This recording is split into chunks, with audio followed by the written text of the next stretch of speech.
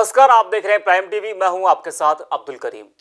भारत की राजनीति में एक ऐसा राजनेता जिसे लोग मौसम वैज्ञानिक के नाम से जानते हैं, वो अब इस दुनिया में तो नहीं रहे, लेकिन राजनीति में उन्होंने अपनी एक अलग पहचान बनाई। रामविलास पासवान ने कल इस दुनिया को अलविदा कह दिया। कोई ऐसी पार्टी नहीं, कोई ऐसा नेता नहीं जिससे रामविलास पासवान के अच्छे संबंध ना हो। वो सियासत जिससे उनके अलावा देश में और कोई नहीं कर सका। राजनीति का एक चमकता सितारा टूट गया। एक राजनेता का शरीर उसकी आत्मा से रूठ गया। वो आवाज जो मजलूमों से लेकर मजदूरों तक की आवाज बनी, वो आज गुम हो गई है। और ऐसी राजनीति के जीवंत किरदार के जाने से देश की आंखें नम हो गई हैं। केंद्रीय मंत्री रामविलास पासवान ने गुरुवार को 74 वर्ष की उम्र में दिल्ली के एम्स में जिंदगी से नाता तोड़ लिया। सांसों की डोर को हमेशा के लिए छोड़ दिया। मोदी सरकार में मंत्री रामविलास पासवान अब इस दुनिया में नहीं रहे, और नहीं रही वो सियासत जिसे उनके अलावा इस देश में और कोई कर नहीं सका। गुरुवार शाम जब रामविलास पासवान के निधन की खबर आई तो कुछ पल के लिए मानो ऐसा लगा कि राजनीति का अंत हो गया। लेकिन ये तो जिंदगी है, जो आया है उसे जाना तो है ही। रामविलास पासवान लंबे समय से बीमार चल रहे थे। उनके बेटे और एलजेपी के राष्ट्रीय अध्यक्ष चिराग पासवान ने अपने ट्विटर हैंडल पर रामविलास पासवान के निधन की जानकारी दी। चिराग पासवान ने अपने ट्वीट में लिखा, पापा अब आप इस दुनिया में नहीं हैं, लेकिन मुझे पता है आप जहां भी हैं हमेशा मेरे साथ हैं। मिस यू पापा।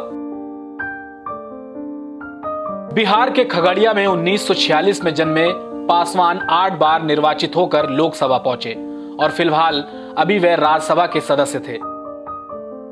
रामविलास पासवान को मजाक में राष्ट्रीय जनता दल के सुप्रीमो लालू प्रसाद यादव मौसम वैज्ञानिक बुलाते थे। इसकी वजह यह थी कि रामविलास पासवान हमेशा सत्ता के साथ रहे। उन्होंने 6 प्रधानमंत्रियों के साथ कैबिनेट में काम किया था। रामविलास पासवान, जो एक समय में कांग्रेस की सत्ता के खिलाफ इमरजेंसी के दौरान जेल गए थे, बाद में उसी की अगुवाई वाली यूपीए सरकार में मंत्री भी रहे। उस दौरान बीजेपी उनकी नीतियों का विरोध करती थी, लेकिन मौजूदा मोदी सरकार में पासवान फिर से मंत्री बने। छात्र राजनीति में सक्रिय रामविलास पासवान जयप्रकाश नारायण के समाजवादी आंदोलन से निकले थे। साल 1969 में पहली बार पासवान बिहार के विधानसभा चुनावों में संयुक्त सोशलिस्ट पार्टी के उम्मीदवार के रूप में निर्वाचित हुए। उसके बाद 1974 में जब लोक दल बना तो पासवान उससे जुड़ गए और महासचिव बनाए गए। साल 1975 के आपातकाल का विरोध करते हुए पासवान जेल भी गए।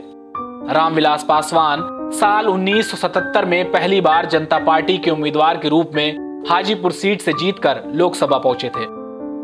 हाजीपुर में इन्होंने रिकॉर्ड वोट से जीत हासिल कर सबका ध्यान अपनी तरफ खींचा।